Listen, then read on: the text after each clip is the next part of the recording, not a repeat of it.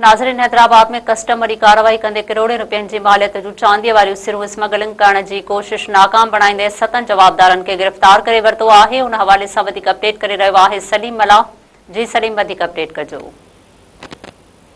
जी बिल्कुल, हैदराबाद में कस्टम वॾी कार्रवाई कंदे करोड़ रुपयनि जी मालियत जूं चांदी वारियूं जेके सिरूं आहिनि उहे स्मगल करण जी कोशिश नाकाम बणाईंदे 7 जवाबदारनि खे गिरफ़्तार करे वरितो आहे।